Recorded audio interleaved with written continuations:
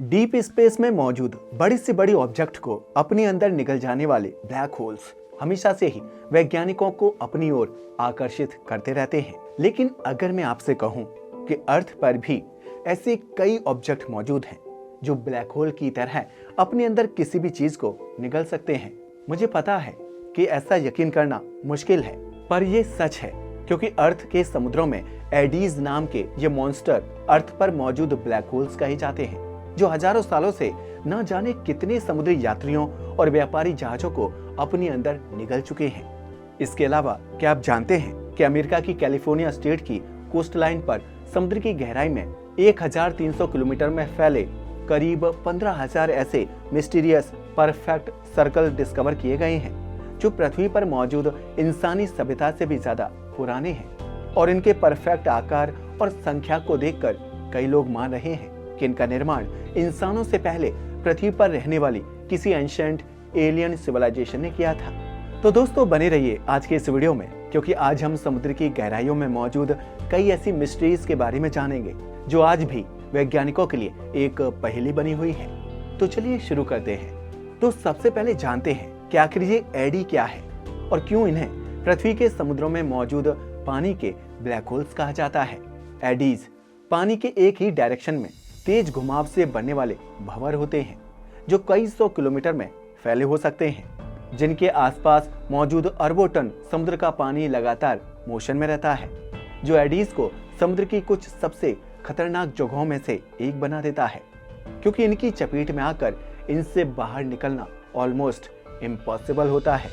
जिन्हें तूफानों की तरह नाम भी दिए जाते हैं।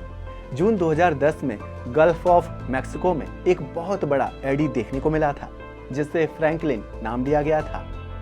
इनके बारे में हमें सबसे पहले 19th सेंचुरी के दौरान पता चला,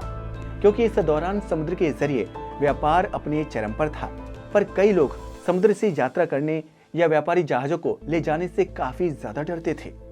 क्योंकि लंबे समय से समुद्र में कई जहाज इस तरह गायब हो चुके थे जिनका कभी भी कोई पता नहीं चला।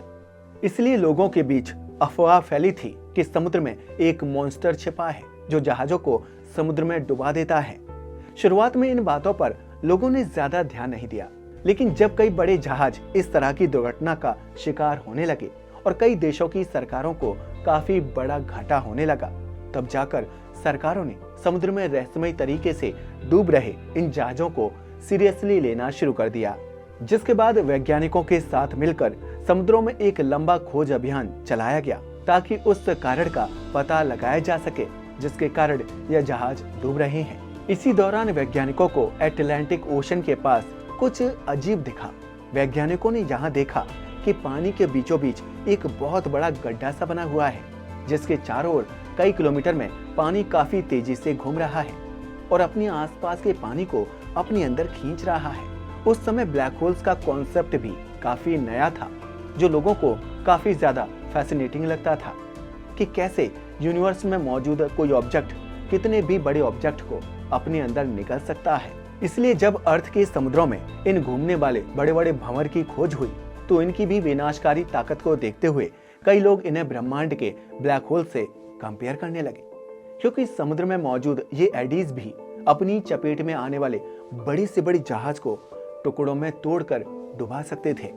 और इसमें पानी के घूमने की रफ्तार इतनी ज्यादा होती है कि इनकी चपेट से बाहर जिंदा निकल पाना ऑलमोस्ट इम्पॉसिबल ही है। जैसा कि मैंने कहा कि ये बिलियन ऑफ टन समुद्री पानी को कई किलोमीटर की रफ्तार से रोटेट करते हैं। ऐसे में यही देखा जाता है कि इनके आसपास कोई समुद्री जीव जीवित नहीं रह पाता, क्योंकि पानी के इतनी तेज बहाव के कारण यहाँ समुद्री जीवों का सरवाइव कर पाना काफी मुश्किल हो जाता है। वैसे तो कई छोटे छोटे एडीज समुद्रों के कई हिस्सों में हजारों की संख्या में बनते और डिस्ट्रॉय होते रहते हैं, लेकिन कई बार यह कई सौ किलोमीटर डायमीटर्स जितने बड़े भी हो जाते हैं। और इनकी डराने वाली बात यह भी है कि इनके इतने बड़े आकार होने के बावजूद समुद्र में इन्हें देख पाना ऑलमोस्ट इम्पॉसिबल सा हो जाता है। पर आज क्योंकि हमारी टेक्नोलॉजी काफी एडवांस है और अर्थ के चारों ओर बहुत सी सैटेलाइट लगातार समुद्रों पर नजर बनाए हुए हैं, इसलिए समुद्र में होने वाली किसी भी एक्टिविटी का हमें तुरंत पता चल जाता है। इसलिए आप देखते होंगे कि अब जहाजों के डूबने की खबर काफी कम या कहें कि ना के बराबर सुनने को मिलती है, क्योंकि जब भी सैटेलाइट समुद्रों में किसी बड़े एडी को देखती है तो इसकी इंफॉर्मेशन तुरंत उसके आसपास से होकर जाने वाली शिप्स को दी जाती है, जिसके बाद वो शिप्स अपना एक नया रास्ता चुनते हैं और इस तरह वो एक एक्सीडेंट से काफी आसानी से बच जाते हैं। अभी आप जो तस्वीरें देख रहे हैं ये है अमेरिका के कैलिफोर्निया स्टेट की कोस्ट लाइन पर मिले हजारों बड़े बड़े मिस्टीरियस परफेक्ट सर्कल्स जो समुद्री तल में बने हैं। ये भी काफी इंटरेस्टिंग है कि इनकी डिस्कवरी कैसे हुई। तो जैसा कि हम जानते हैं कि अमेरिका में एनर्जी की लगातार कमी देखी जा रही है, इसलिए यहाँ की सरकारें अलग अलग तरह से इलेक्ट्रिसिटी प्रोडक्शन के तरीके ढूंढ रही है। ऐसे ही एक तरीके के लिए यहाँ की कैलिफोर्निया स्टेट की सरकार ने सेंट्रल अमेरिकन गवर्नमेंट को सजेस्ट किया कि वो इलेक्ट्रिसिटी प्रोडक्शन के लिए अपनी कोस्ट लाइन पर कई सारे विंड फार्म बनाएंगे, जिससे कैलिफोर्निया के एक बड़े हिस्से के लिए बिजली की कमी को पूरा किया जा सकेगा। पर जब यहाँ कंस्ट्रक्शन का काम शुरू हुआ तभी यहाँ पर काम करने वाले इंजीनियर ने यहाँ के समुद्रों की सैटेलाइट द्वारा लिए थर्मल इमेजेस में कुछ अजीब गोल सर्कल्स को डिटेक्ट किया, जो दिखने में काफी अजीब थे और काफी बड़ी संख्या में थे। जिसके बाद इसकी जानकारी अमेरिका के मॉन्टरे बे एक्वेरियम रिसर्च इंस्टीट्यूट यानी MBARI को दी गई, जहां पर सैटेलाइट इमेजेस और थर्मल इमेजेस के जरिए स्टडी करने पर पता चला कि यहां समुद्री तल में कई बड़े गोल सर्कल्स मौजूद हैं, जिनकी संख्या हजारों में है और ये यहाँ करीब 1300 किलोमीटर के समुद्री तल एरिया में फैले हैं, जो सच में काफी हैरान कर देने वाली बात थी। जिसके कुछ समय बाद national oceanic and atmospheric administration यानी NOAA ने इन सर्कल्स की डिटेल में जांच करने के लिए समुद्र की गहराइयों में अपनी सोनार माउंटेड ड्राइविंग बोट्स उतारी।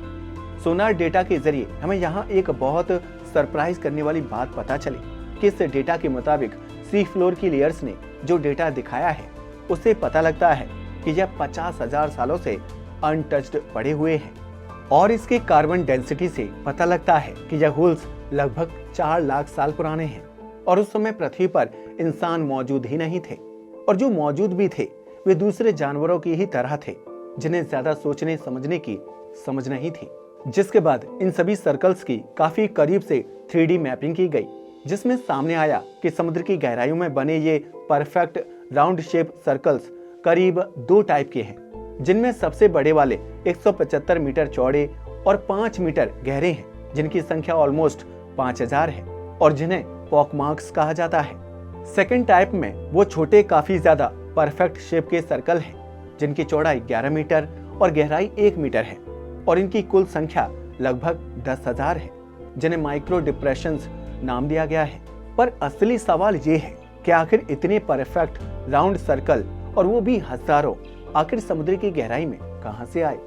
तो कई वैज्ञानिकों का कहना है कि समुद्र की गहराई में मौजूद इन सर्कल्स का निर्माण हमारे समुद्र के अलग अलग लेयर में मौजूद मीथेन के रिलीज होने पर आज से लाखों साल पहले हुआ है। लेकिन किसी गैस के जमीन से बाहर आने पर इस तरह के परफेक्ट सर्कल बनना काफी ज्यादा मुश्किल है,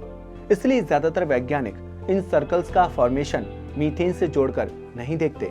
बल्कि कुछ वैज्ञानिकों का कहना है कि यह सर्कल जितने परफेक्ट हैं उन्हें देखकर लगता है कि शायद ये किसी एंशिएंट जाइंट एनिमल के पैरों के निशान हैं, जो लंबे समय से समुद्र की गहराई में दफन थे, जिन पर अब जाकर हमारी नजर पड़ी है। पर यहाँ पर परेशानी ये है कि अभी तक की कोई भी रिसर्च में हमें इतने बड़े जानवरों के बारे में कभी कुछ पता नहीं चला।